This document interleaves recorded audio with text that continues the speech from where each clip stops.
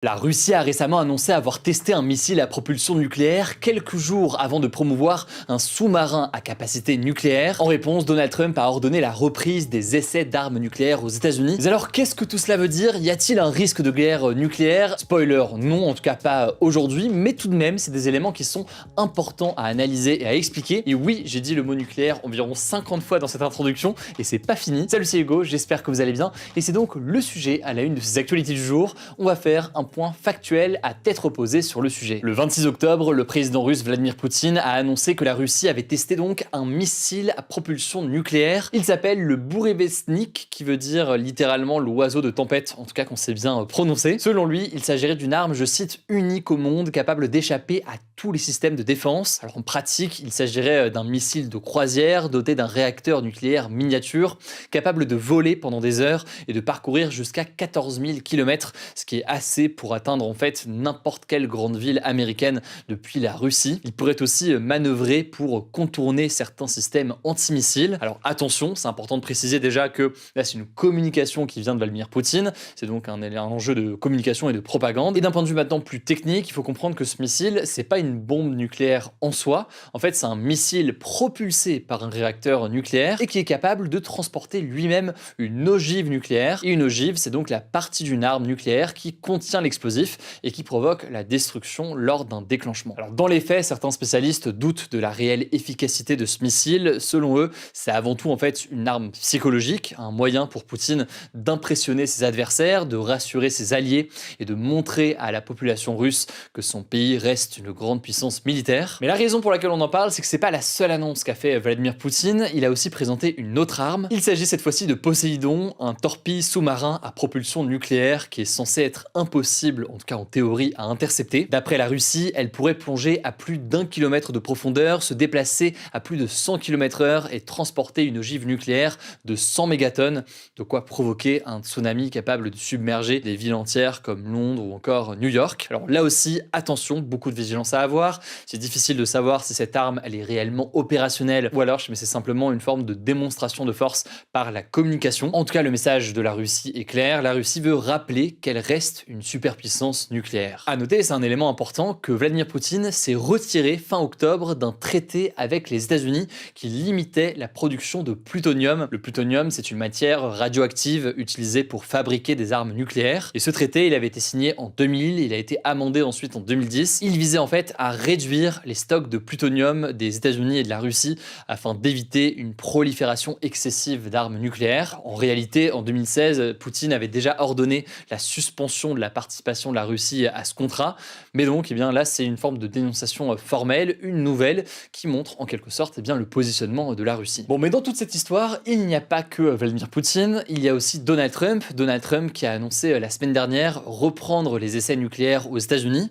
Alors, qu'est-ce que ça veut dire concrètement? Déjà, ce qu'on peut noter, c'est que Donald Trump a justifié sa décision en affirmant que d'autres pays, la Russie, la Chine, la Corée du Nord ou encore le Pakistan, selon lui, menaient déjà des essais, mais sans en parler publiquement. Et ses premiers propos étaient vagues. Est-ce qu'il veut réellement faire des essais d'explosion nucléaire réels? Si jamais c'est le cas, ce serait inédit pour les États-Unis depuis 1992. Alors un peu plus tard, son ministre de l'énergie, Chris Wright, a rapidement précisé que ces tests, ce seraient en réalité des explosions non critiques, c'est-à-dire des essais qui testent tous les composants d'une arme nucléaire sans provoquer de véritables détonations atomiques. Et l'objectif en faisant ça, donc, et en ne faisant pas une réelle explosion, c'est de respecter déjà les accords internationaux et puis de limiter la prolifération et les risques environnementaux et en matière de santé qui sont très importants. Et d'ailleurs, l'histoire montre qu'il y a eu un certain nombre d'essais nucléaires, y compris d'ailleurs en France, on a déjà parlé sur la chaîne, qui ont eu un impact important, notamment sur la santé et sur l'environnement. Bref, en tout cas, ce qu'on sait, c'est que depuis 1997, les États-Unis, ils font donc des tests non critiques et ils font aussi ce qu'on appelle des essais sur vecteurs. Par vecteur ici, on entend en fait des missiles, donc ça peut être des missiles, des sous-marins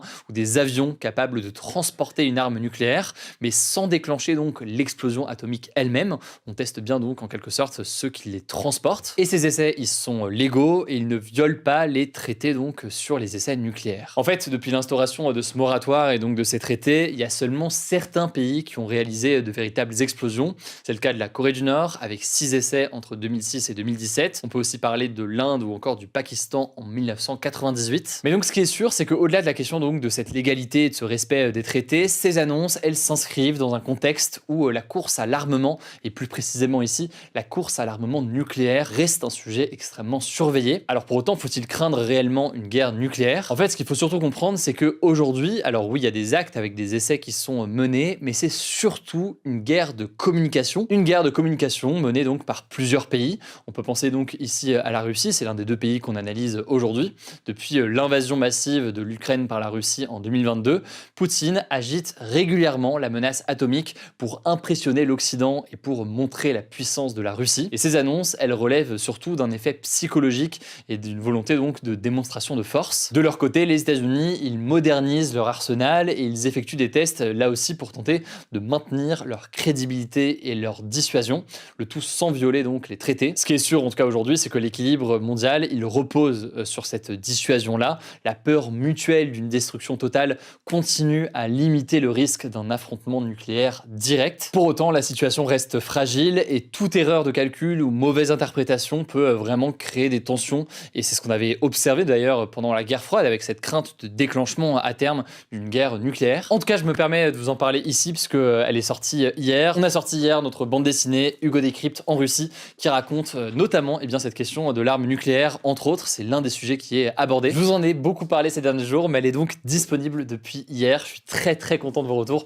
Merci vraiment pour votre confiance. Et pour tous ceux qui l'ont pas encore, elle est disponible absolument partout, que ce soit en ligne sur tous les sites ou alors chez votre libraire le plus proche, sachant que pour autre information et pour les plus jeunes qui regardent cette vidéo, oui, le Pass Culture vous permet aussi de l'obtenir. Bref, encore merci pour vos retours. Je vous mets tous les liens en description. Je vous laisse avec Blanche pour le reste de l'actualité et je reviens juste après. Merci Hugo et bonjour à tous. On commence avec cette actu. Les deux Français Cécile Collère et Jacques Paris, détenus en Iran depuis 3 ans, sont sortis de prison. C'est Emmanuel Macron lui-même qui l'a annoncé sur X ce mardi soir. En fait, le couple d'enseignants avait été arrêté le 7 mai 2022, puis emprisonné car soupçonné d'espionnage alors qu'ils se trouvaient en Iran pour un séjour touristique. Plus récemment, le 14 octobre, ils ont été condamnés à 20 ans et 17 ans de prison, notamment pour espionnage au profit des services de renseignement français et israéliens. La France a toujours démenti ces accusations, qualifiant le couple d'otages d'État. S'ils sont bien sortis de prison, ils ne peuvent pas encore revenir en France car l'Iran les accuse toujours d'espionnage. Selon le porte-parole de la diplomatie iranienne, ils ont été libérés sous caution et placés sous surveillance dans l'attente de la suite de la procédure. Pour le moment, ils restent donc confinés dans l'ambassade de France à Téhéran, la capitale de l'Iran. Le ministre français des Affaires étrangères, Jean-Noël Barrot, a précisé que le couple semblait en bonne santé physique et morale, malgré plus de 3 ans passés dans des conditions indignes et inhumaines extrêmement éprouvantes. De son côté, Emmanuel Macron a demandé au président iranien leur libération pleine et entière. À noter qu'ensuite, l'Iran a annoncé la libération de Madieh Esfandiari, une citoyenne iranienne arrêtée en France en février et accusée d'apologie du terrorisme sans confirmer de lien avec la libération des Français. On vous tiendra au courant. Deuxième actu, cette fois-ci aux États-Unis, le candidat démocrate de 34 ans, Zohran Mamdani, a été élu maire de New York ce mercredi. Il devient donc officiellement le premier socialiste revendiqué, le premier musulman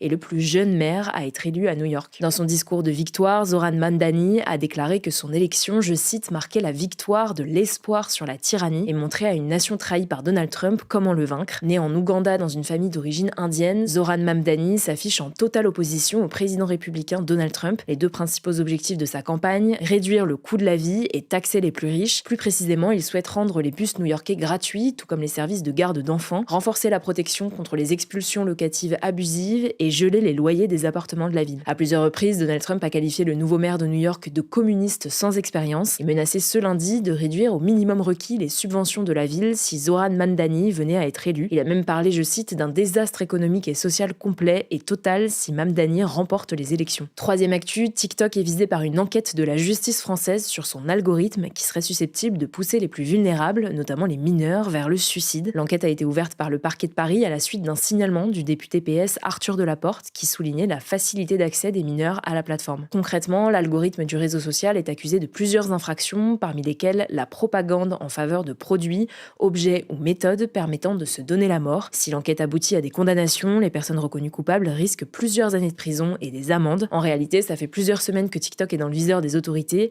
La commission d'enquête sur les effets psychologiques du réseau, organisée en septembre, a recommandé au gouvernement d'interdire l'accès aux réseaux sociaux pour les moins de 15 ans et de mettre en place un couvre-feu numérique pour les 15-18 ans afin de contrer, je cite, un piège algorithmique jugé jugé dangereux pour les plus jeunes. De son côté, TikTok nie fermement ces accusations et assure dans un communiqué publié ce mercredi proposer, je cite, plus de 50 fonctionnalités et paramètres spécialement conçus pour assurer la sécurité et le bien-être des adolescents. Quatrième actu, 1 million de Gazaouis ont reçu de l'aide alimentaire depuis le début du cessez-le-feu il y a 4 semaines selon l'ONU qui avait déclaré l'état de famine dans certaines parties de la bande de Gaza en août dernier. Cette initiative a été rendue possible grâce au programme alimentaire mondial organisé par les Nations Unies qui dispose de 44 points de distribution alimentaire opérationnels dans la bande de Gaza. Cependant, l'ONU s'était fixé pour objectif d'atteindre 145 points de distribution et d'aider 1,6 million de personnes dès la proclamation du cessez-le-feu. L'organisation a précisé que 700 000 personnes à Gaza reçoivent tous les jours du pain frais et 200 000 des virements et bons numériques qui leur permettent d'acheter des denrées alimentaires et des biens de première nécessité sur les marchés locaux. Parallèlement, Israël a annoncé ce mercredi avoir identifié le corps d'un otage remis par le Hamas ce mardi. Il s'agit d'Itai Chen, un soldat israélo-américain enlevé le 7 octobre 2023. En échange, Israël a restitué ce mercredi matin aux hôpitaux de Gaza les corps de 15 Palestiniens dans le cadre de l'accord avec l'enclave palestinienne. Sur les 28 otages morts que le Hamas avait accepté de remettre à Israël dans le cadre du cessez-le-feu, 21 ont été rendus pour le moment. Cinquième actu, en Belgique, les aéroports de Bruxelles, Charleroi et Liège ont été fermés ce mardi soir après avoir été survolés par plusieurs drones. Tout a commencé vers 20h quand 2 drones ont été repérés au-dessus de Bruxelles et Liège, entraînant l'interruption du trafic et la déviation de nombreux vols vers les Pays-Bas. Le trafic a repris vers 21h avant d'être suspendu à nouveau moins d'1 heure plus tard. Près de 1000 passagers ont dû passer la nuit à l'aéroport de Bruxelles. À l'aéroport de Charleroi, qui est le deuxième plus grand du pays, le trafic a également été temporairement suspendu par précaution. Ce matin, les 3 aéroports ont rouvert mais restent perturbés avec de nombreux retards et une centaine de vols annulés à Bruxelles. La situation devrait se normaliser au cours de la journée. Il faut savoir que ce n'est pas la première fois que la Belgique est survolée par des drones suspects. La semaine dernière, la base militaire de Klein-Brogel, située au nord-est du pays et qui abrite notamment des armes nucléaires américaines,